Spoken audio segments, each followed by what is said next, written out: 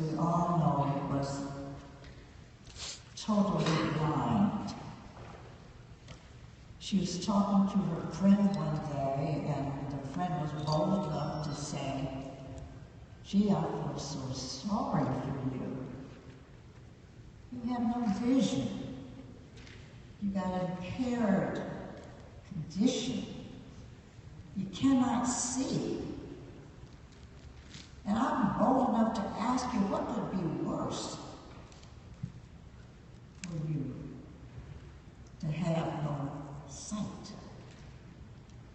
Her answer was, if I had sight and no vision, that would be a terrible condition. Our honorees today have sight, vision, fortitude, and patience. No, he's the next honor. And each one of them gives us an example of that as we look at their lives. The Reverend Dr. Frederick D. Haynes III is a pastor in Dallas, Texas. Pastors a large church there. And his bio is reflective of the many things he does. But I want to point out this one piece that said he valued education because he knew that would be one of the answers for a bright future.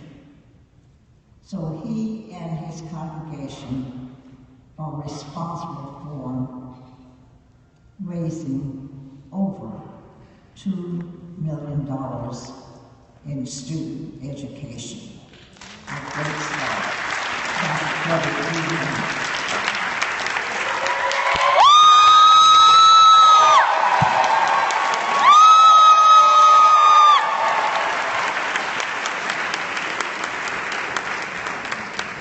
And he's smart enough to bring his own cheers back. He's being ribboned by Mr. Manuel Dyson, the general manager of the Ritz-Carlton Hotel in Atlanta.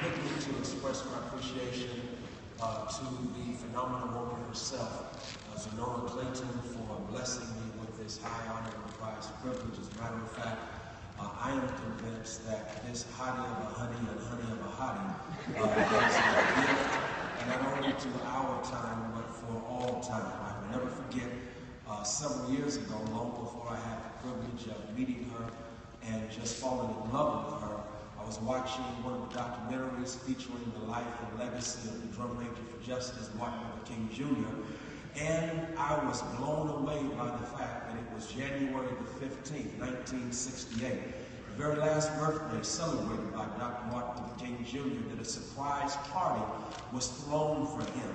The narrator allowed those of us viewing the documentary to come to the knowledge of the fact that that last year for Dr. King had been extremely stressful. He was on the hit list of the FBI.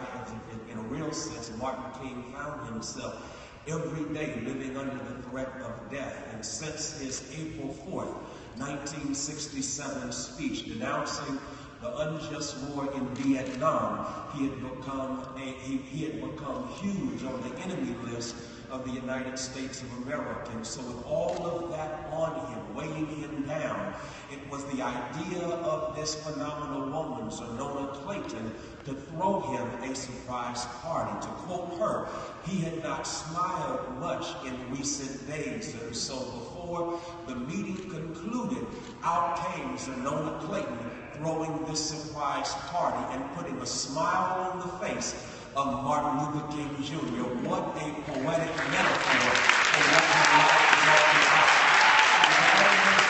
Smiles on the faces of others. And so I appreciatively applaud her for not only doing that for Dr. King, the drum major for justice, but for those of us who have been honored this day and this weekend, you have put a smile not only on our faces, but on our hearts. And so I salute the incredible Zernona Clayton.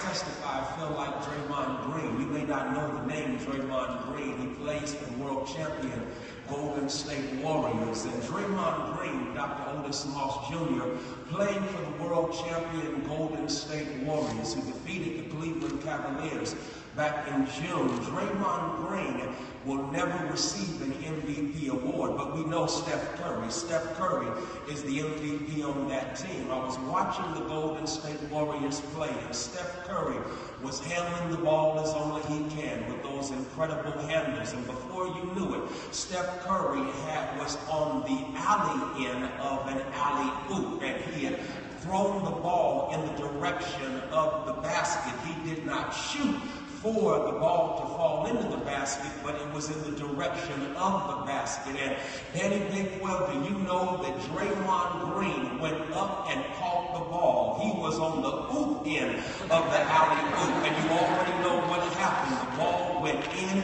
It was a slam dunk, but guess what Draymond Green had the protocolistic sense to do?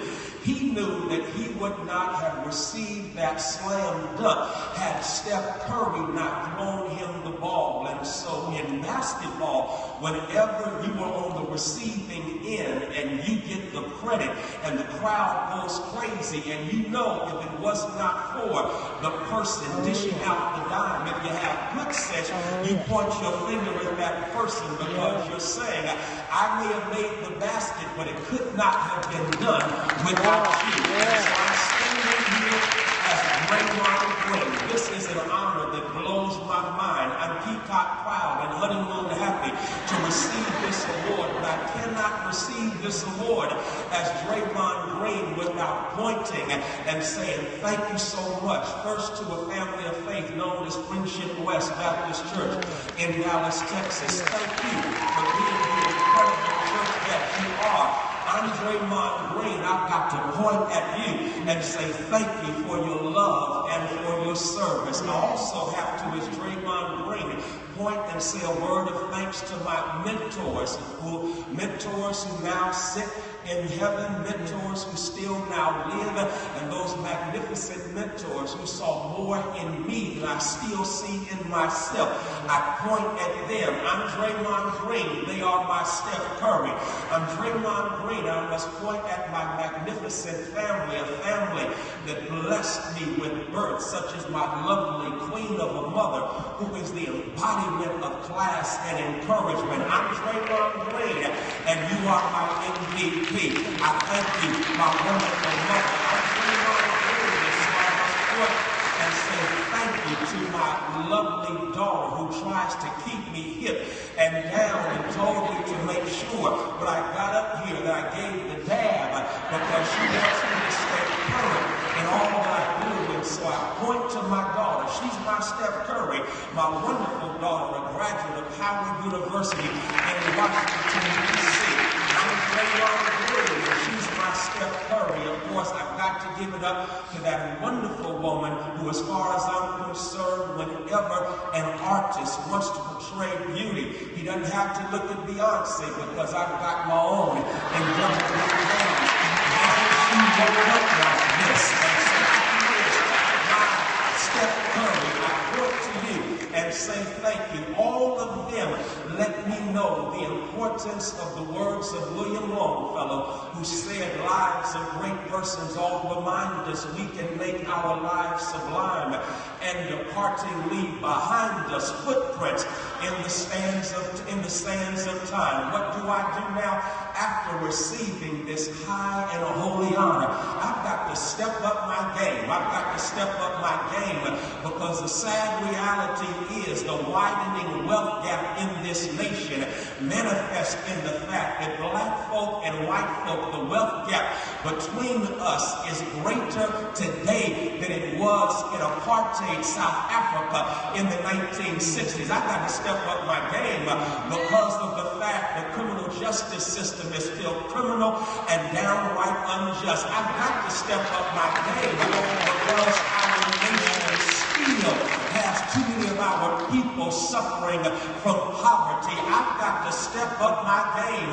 If I'm going to be true to this award, I have no other responsibility but to step up my game. So thank you so much for this high honor and this prize privilege. And I leave here determined to step up my game. But I recognize I'm Draymond Green. You may not hear my name often, but I know how to point at the real Steph Curry, and that's all of you. God bless you.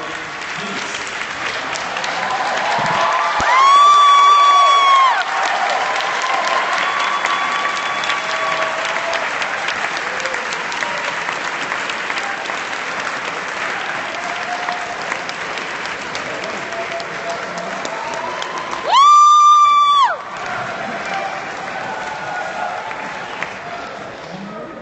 Thank you so much.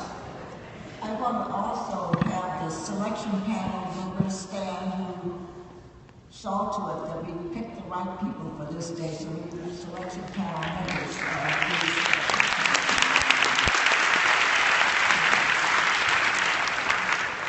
You know, I have to sit and listen to recommendations of who we'll honor, and I have to read the biographical data, and I read it and read it. And you think that at some point I'll say, gee, I know what they've done, and I'm glad to see them, and I'm tired of reading about them. And then I come here and act like I've never heard of them before. I get so enthused over there, and I'm just thrilled. Dr. Holly,